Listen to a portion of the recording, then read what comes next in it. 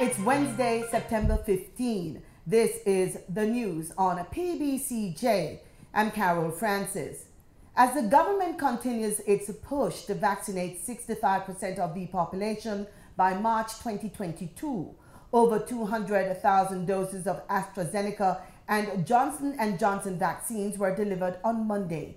This was disclosed by Health and Wellness Minister Dr. Christopher Tufton at a virtual press brief on Tuesday. The AstraZeneca and Johnson & Johnson we have in stock, and indeed we want to recognize the arrival of additional stocks only last evening, where both AstraZeneca and Johnson & Johnson were received quantities 108,000 doses respectively. So that's over 200,000 doses of the two brands combined.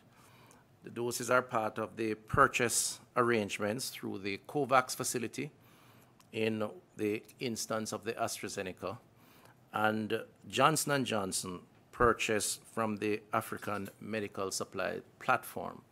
So again, we received a shipment last evening of those two brands, and we want to urge the public.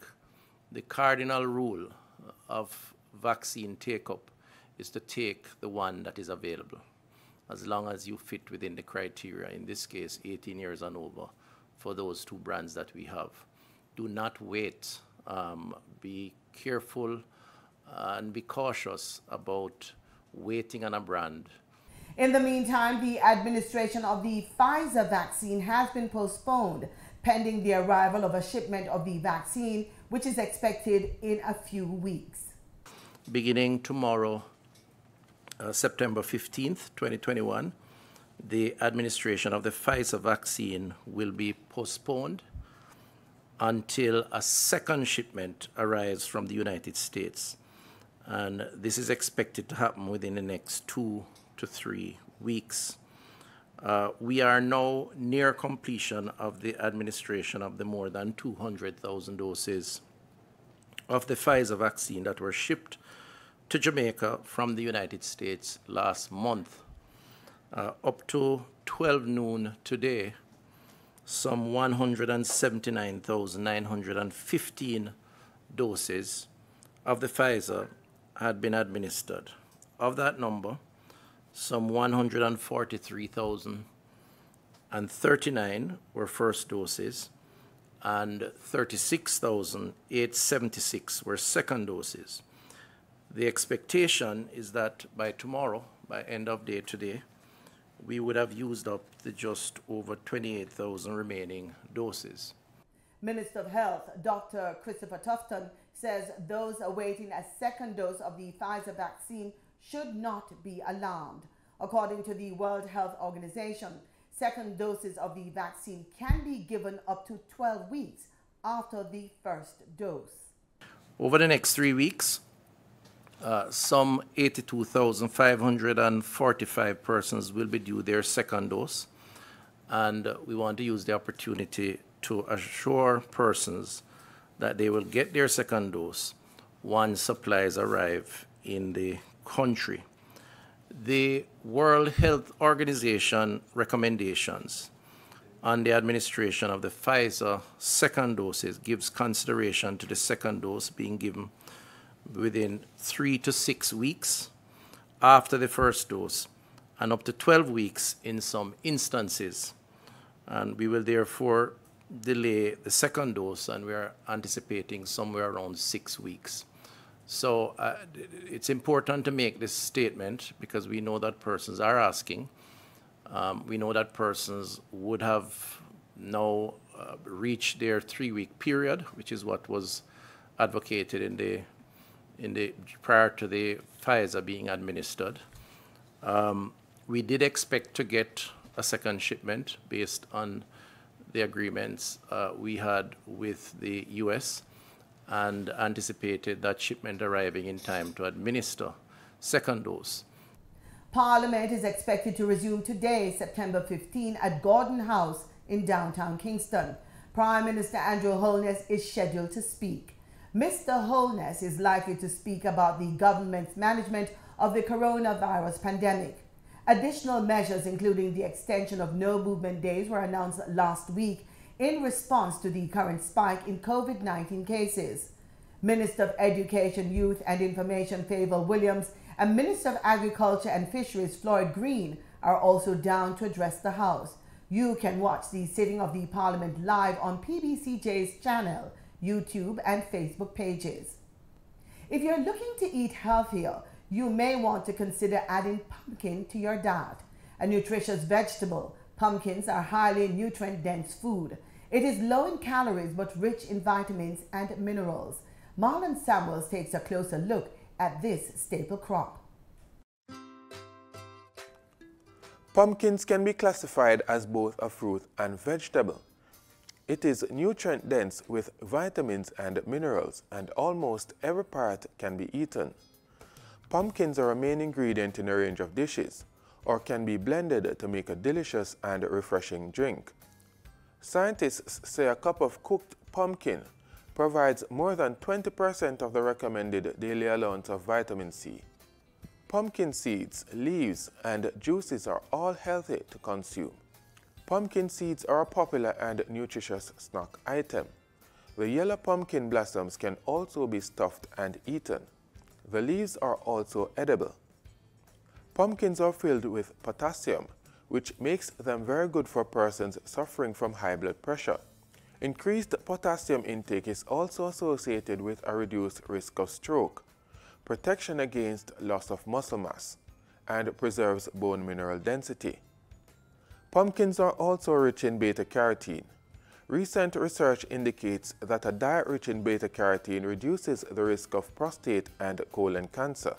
It also offers protection against asthma and heart disease, and delays aging and degeneration of the body. It helps to protect you from age-related eye disease. Pumpkins are also a powerful source of fiber, which slows the rate of sugar absorption in the blood. The nutritional value of pumpkins can be taken to the bank. Almost all tropical pumpkins sold in the United States are imported from Jamaica and Central America. In 2020, Jamaica reportedly exported over 245 metric tons of pumpkins. This translates into substantial foreign exchange earnings. There is scope for enhanced productivity through the adoption of improved varieties in the local sector. Best practices in growing the crop can be accessed through the Rural Agricultural Development Authority, or RADA. The Ministry of Agriculture and Fisheries has reportedly been focusing on the gap between actual and potential yields. They are eyeing the 5 markets that will help pumpkin farmers, including CARICOM, the Jamaican diaspora in the United Kingdom, Canada, and the United States of America. Whether you're a backyard gardener, a seasoned farmer, or agri-processor, the versatile pumpkin may just be the choice for you to enhance your health or to expand your personal economy. For the news on PBCJ, I am Marlon Samuels. The Office of Utilities Regulations, the OUR, has granted the Jamaica Public Service Company a 1.4% rate increase. We get this story plus our regular market updates in the Business Report with Gabriel Thompson.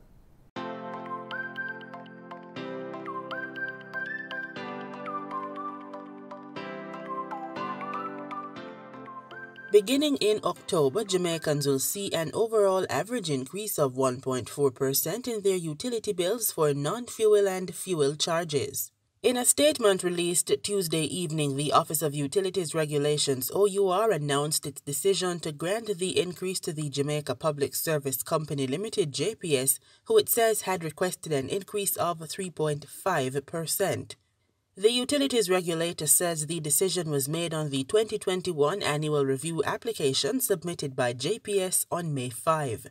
In its release, the OUR also announced a revision of JPS's time of use TOU rates for Rate 10 residential and Rate 20 small commercial customers, saying it would minimize the risk of revenue losses to the utility provider.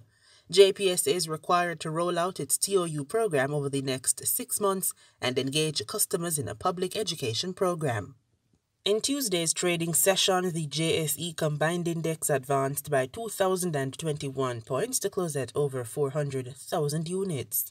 Overall market activity resulted from trading in 88 stocks, of which 33 advanced, 45 declined, and 10 traded firm. The junior market index declined by 17 points to close at over 3,000 units. Stocks advanced for 138 Student Living Jamaica Limited, 138 Student Living Variable Preference, and 1834 Investments Limited. Stocks declined for Cargo Handlers Limited, Caribbean Cement Company Limited, and Caribbean Producers Jamaica Limited. Trading firm were Blue Power Group Limited, CAC 2000 9.5% preference shares, and Caribbean Flavors and Fragrances Limited. Trans-Jamaican Highway Limited was the volume leader with over 4.9 million units, followed by Lumber Depot Limited with over 3.8 million units, and Wigton Wind Farm Limited ordinary shares with over 2.4 million units. In foreign exchange trading for Tuesday, September 14, the US dollar sold for an average $149.49. The Canadian dollar ended trading at $118.83. The pound sterling traded for $209.76, and the euro sold for an average $176.82. In market data for oil, prices climbed on Wednesday after industry data showed a larger-than-expected drawdown in U.S. crude inventories, and on expectations demand will rise as vaccination rollouts widen.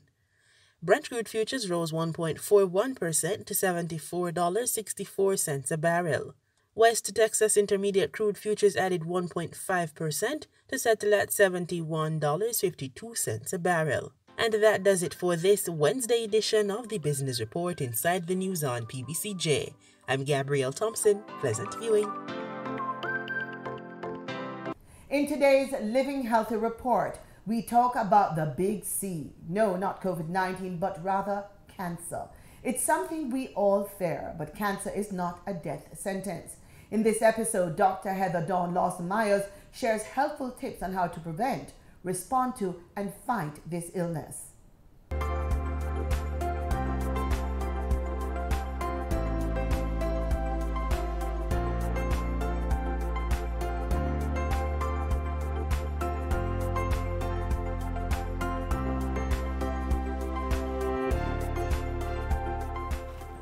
Hey David, I'm here. Listen, welcome to another episode of HD's Jazz, where we're on a journey to appreciating the value of good oral health. I told you that I'm going to take you to a secret place. Well, I'm revealing that secret place today. It's the Riverhead, a place of hope. Because today we're going to talk about what to do when you're given the diagnosis of cancer.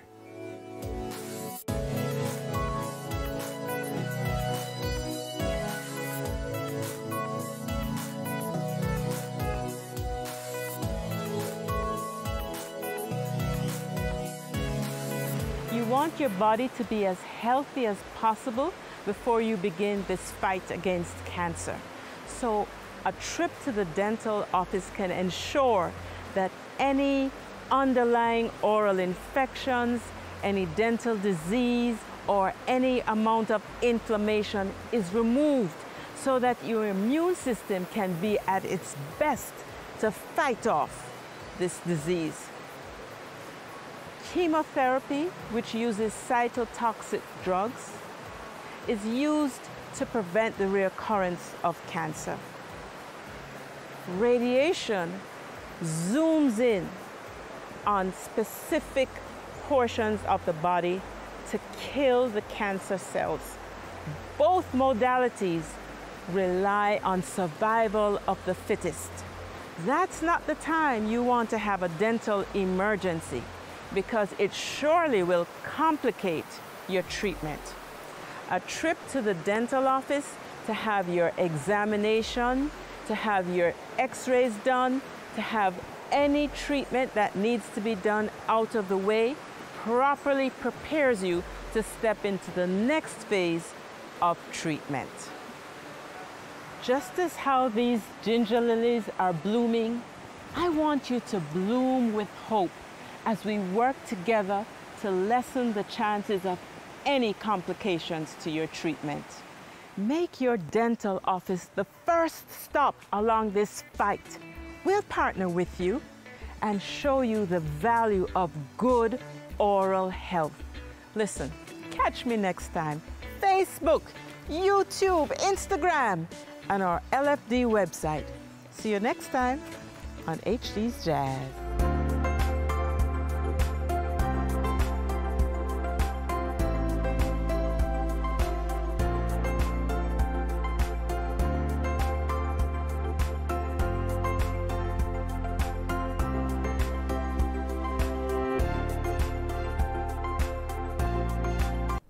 In news further afield, in Antigua and Barbuda, anecdotal evidence points to another uptick in the number of people making the decision to receive a COVID-19 vaccine. More details in this ABS news report. The government's push towards herd immunity continues following the launch of the public vaccination campaign March 1. As of September, 6 months later, over 35,000 people are fully vaccinated. At the Multipurpose Cultural and Exhibition Center, health authorities are seeing an increase in the number of people receiving the jab. Following the launch of the Pfizer-BioNTech COVID-19 vaccine August 31, people are now availing themselves of their second dose. Today alone saw an estimated 200 people for the Pfizer-BioNTech vaccine. Some of them are changing their minds, some of them are getting information from other persons who have been vaccinated. But any numbers that we get, it's a good number. Senior Data Clerk Orette Mickle says the increase in vaccination has also resulted in a backlog of vaccination data. He says his team experienced similar conditions at the start of the inoculation campaign. So it's nothing new to us where we have to, work a little extra hours to enter the information into the system after everyone has cleared out. The senior data clerk estimates a total of 500 doses of COVID-19 vaccine were administered Tuesday. As it relates to the Pfizer-BioNTech vaccine, he says both adults and minors are availing themselves of the vaccine at equal numbers. When the parents bring their child, the parents will get the vaccine at the same time. But then keep in mind, you also have teachers who already got the first dose of the AstraZeneca. Then they have their children, and they come with their children. 5 COVID-19 vaccines are being administered in the public inoculation campaign: Oxford AstraZeneca, Pfizer-BioNTech, Sinopharm, Sputnik 5, and Johnson & Johnson. Rakib Aparicio reporting for ABS News. Over in St. Lucia, Prime Minister Philip Pierre says that police in the country are stretched with over 150 officers in quarantine. We have more in this report.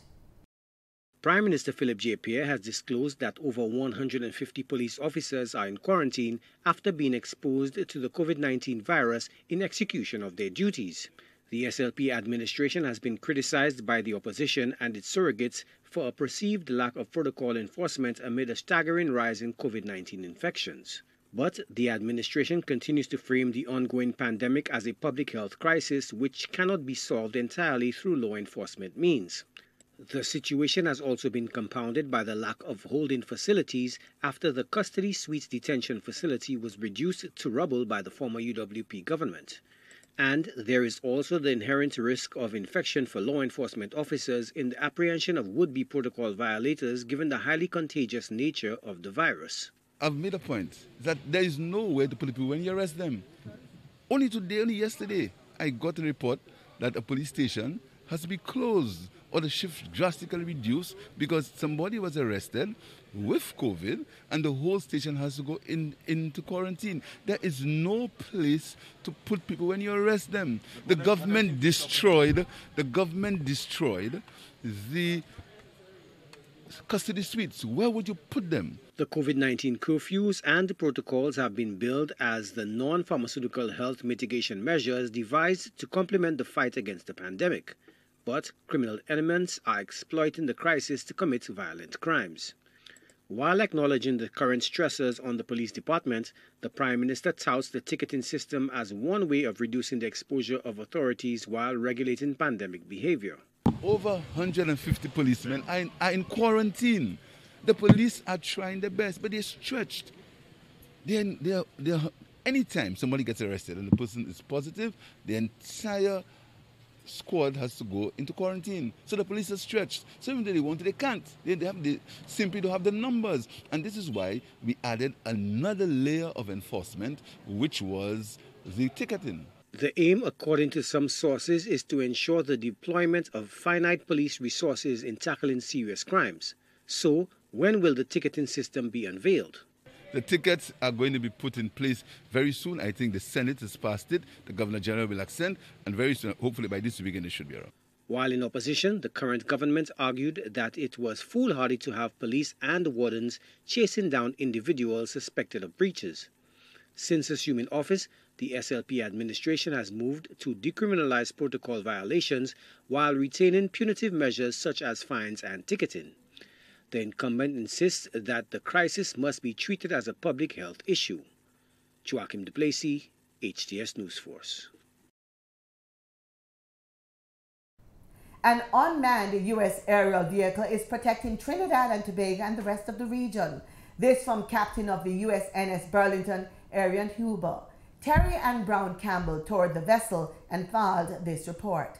The United States naval supply vessel, the Burlington, has been docked at the cruise ship complex since Monday. Stationed in the Caribbean, the vessel helps to protect the region's waters from illicit drugs and other illegal activity using a drone. The vessel is aptly named Scan Eagle. So we're able to fly that thing right off the ship, and its main and sole purpose is intelligence, surveillance, and reconnaissance. So full motion video sent back to the ship. So in real time, we can look at things that we can't see on the horizon. We can send it over the horizon. Captain Huber says the ship came from Haiti, where it was recently docked to assist with providing relief to that country. It's headed to Curacao when it leaves our waters. And we'll be doing an exercise with them tomorrow, actually, and that will be a great opportunity to exercise our combined joint interoperability with a foreign partner that we hold in high regard. In the meantime, they will be connecting with the Trinidad and Tobago Coast Guard. And perhaps it might be true. A Trinbagonian can be found in everything. There is even a Trinidadian officer serving aboard the vessel. Well, have not been in Trinidad for about 25 years. I left since 1996, and I have not been back. But I was happy to be on this ship and to see my family and to taste some of the great foods that I miss so much. Petty Officer Francis reconnected with her long-lost cousins while she was here. The USNS Burlington is also used to maintain other U.S. vessels in the region. The ship leaves Trinidad and Tobago on Wednesday. Terry Ann Brown Campbell, TTT News. And in sports, we're out of the blocks with athletics. Jamaicans won big on Tuesday in Switzerland, a World Athletics Continental Tour Silver Series event. Shelly Ann Fraser-Pryce capped off a stellar season by setting a meeting record in the women's 100 meters, while Natoya Gould won the women's 800 meters. Fraser-Pryce stopped the clock in 10.78 seconds with her fifth sub-10.80 seconds run in her last 6 races. She was followed across the finish line by 2 Swiss athletes. Another Jamaican, Natasha Morrison, grabbed fourth in 11.17 seconds. Gould, who was third in the Diamond League final, won her race in 1 minute 58.20 seconds, beating American Chanel Price. Olympic finalist Christopher Taylor was third in the men's 400 meters in 45.70 seconds. Nigel Ellis was fourth in the men's 100 meters, running 10.22 seconds. Jaheel Hyde and Leah Nugent were both fifth in their respective 400-meter hurdles races, while quarter-miler Candice McLeod finished fifth in the 200 meters in 24.18 seconds. And that's our package. Join us again tomorrow, same time, same place, for more news and sports right here on PBCJ, the People's Station.